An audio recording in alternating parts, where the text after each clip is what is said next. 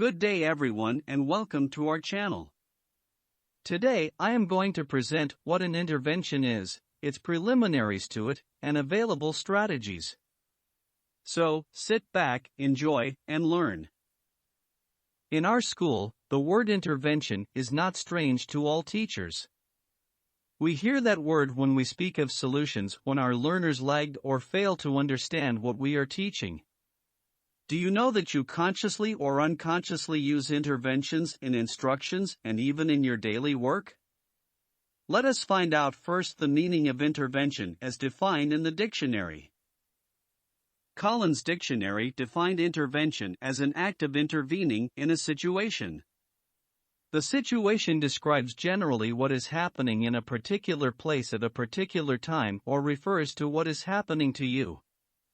In an educational context, it may refer to teaching learning situations, how you present the lesson, discuss it with the class, how the learners answer your questions, how they do the learning tasks, and the like.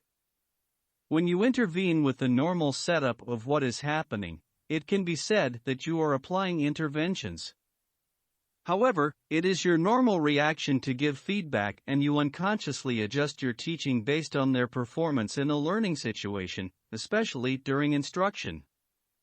You consciously give intervention if you plan of solving the learner's difficulties. Thus, it also refers to the actions of becoming intentionally involved in a difficult situation, to improve it or prevent it from getting worse. Conducting an intervention is a manifestation of a responsible teacher. The teacher cares for his or her learners because she does not want them left behind in class.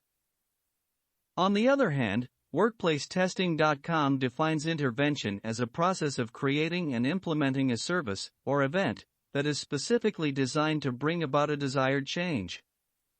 After identifying and assessing the risk, the resulting action to address the risk takes the form of an intervention. In education, a teacher may create self-paced learning resources and give them to struggling learners as home-based activities to bring about a desired performance in a certain competency. High-speed training describes interventions in education as a focused teaching session, which is a deviation away from existing teaching practices. If the existing strategies, learning activities, and instructional tasks do not make the pupils learn the skill or competency, the teacher may deviate from the practices and conduct an intervention. I have here a chart that shows how an intervention transpires in the work of a teacher. First, assessment and monitoring must always be part of the routine of teacher. He or she can assess the teaching learning situations, learners' performance, and learners' behavior. Every teacher is responsible for monitoring and assessing the progress of their students so that action can be taken if any issues are identified. If a learner misses an instruction or fails to understand part of a task or learning competency, learning might come to a break unless there is a teacher intervention. Learning gaps may be misunderstanding, failure to acquire a specific skill, not the attainment of the learning standard, or learning difficulties. When these gaps are identified, something must be done to arrest the widening and expanding gap between where the teacher wants the student to be and where they are. The learning gap is the difference between what the learner should know and do, learning standards, and her actual performance. After identifying the problem or learning issues, teachers conduct instructional interventions.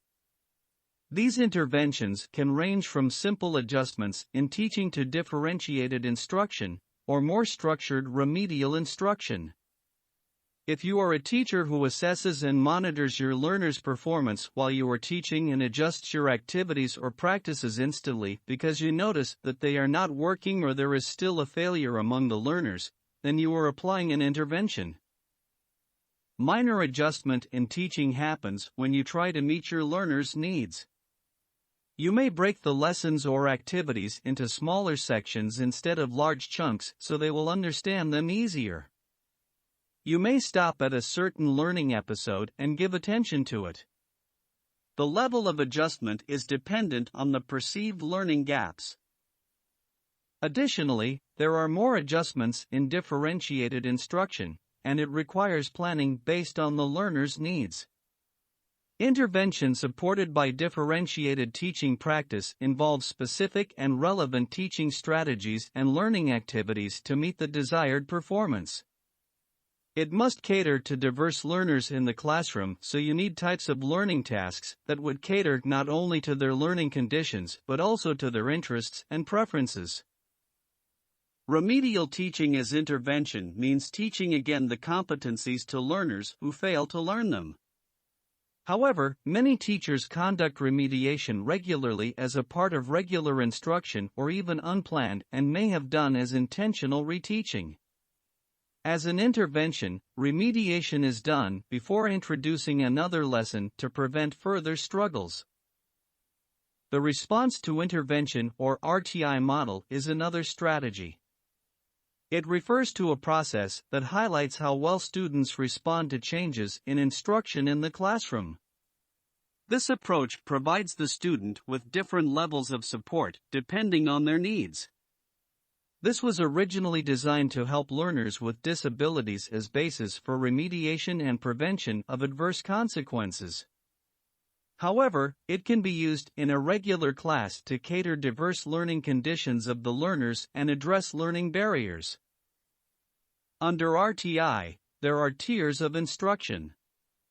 Tier 1 is called Universal Interventions, where all students receive high-quality research-based instructions. Upon identifying the learners at risk, they are given a reasonable amount of time to progress satisfactorily. If they don't improve, then they will transfer to Tier 2. Tier 2 is Individualized Interventions.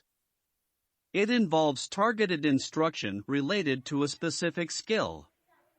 Targeted learners under Tier 2 have lessons in smaller, group settings and receive more attention and guidance as they learn and practice using a different method. Teaching learning session is more frequent and longer than in Tier 1. Learners still receive their Tier 1 classroom instruction but break off into small group sessions several times a week for Tier 2, commonly during the remedial period.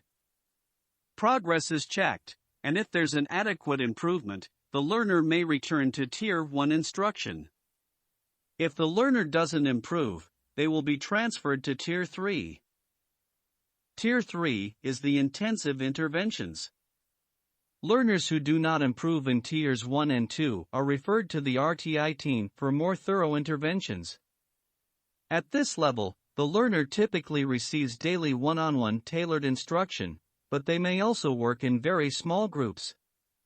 Some schools get intervention specialists to conduct a thorough appraisal of the learner and get interventions especially tailored to the learner's needs. The learner will continue to devote nearly all of their time to a general instruction classroom. If they don't make satisfactory progress, they may be advised for further evaluation and special education services. Or else, they may go back to Tier 2 or Tier 1 instruction. Another intervention strategy is using multiple agents in intervention. Teachers may ask another teacher to jointly solve the problem. Peer teaching is also an option. This is beneficial to both the tutor who keeps on practicing what has been learned and the tutee who can learn at the level of co-students. Teachers just need to structure the lesson and provide engagement guidelines.